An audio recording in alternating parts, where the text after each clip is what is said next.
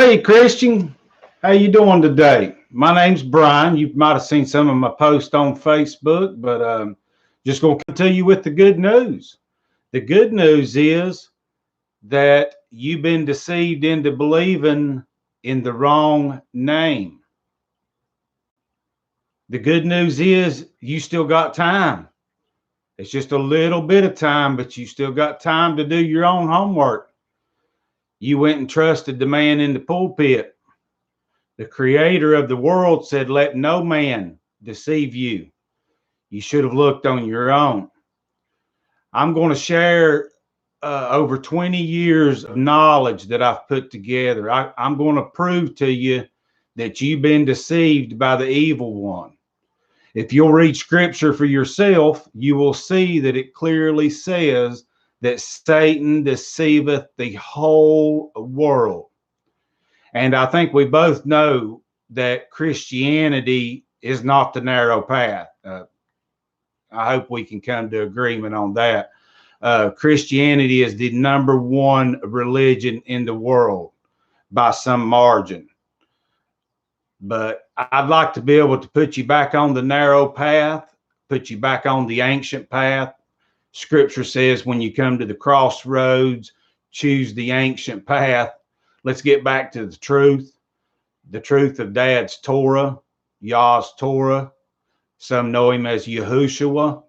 I call him Dad, but I can assure you his name's not Jesus. You better do your homework on the man-made name Jesus and find out where its roots come from, who was responsible for giving you that name. But if you'll read scripture closely, you'll find out that it says there's only one name given to mankind by which he must be saved. I hope you heed this warning. I'm going to be making a lot of videos. Dad's got me busy, but just want to come to you and tell you that the good news is if you follow Dad's Torah to the best of your ability, and he has mercy on you. He don't have to, but if he takes mercy on you, he will give you 1,000 years. So if you obey in these end times and call on his true Hebrew name and his true Hebrew son's name, which he inspired, no man inspired that name. The creator of the world inspired the name Yahushua. And that is the only name that will lead you back to Yah, back to the truth, back to the garden.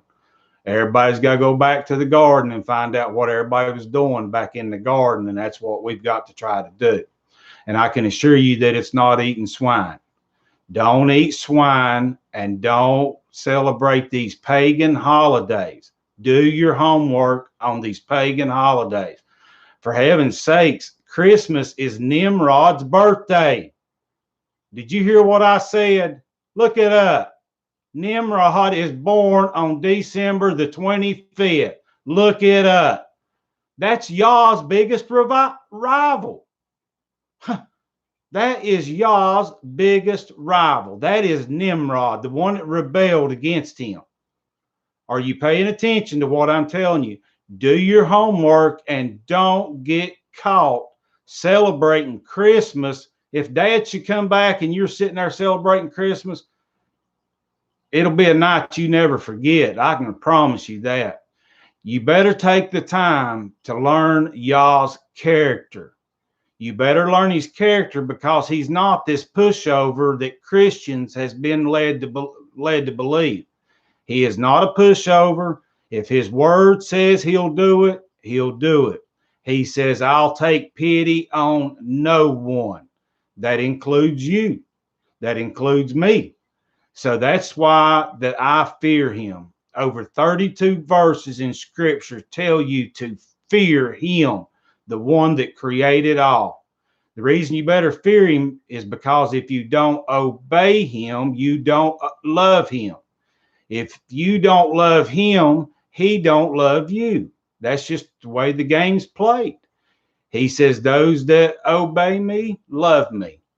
That's what I try to do. And that's what I want to try and show you that that's what you're supposed to be doing. But If you watch this video, I appreciate it, but be on the lookout for lots of truth coming out. Over 20 years of research and knowledge I'm about to share with you. What y'all has showed me over the years, I'm going to share with you. But I look forward to maybe meeting some of you people, and shalom.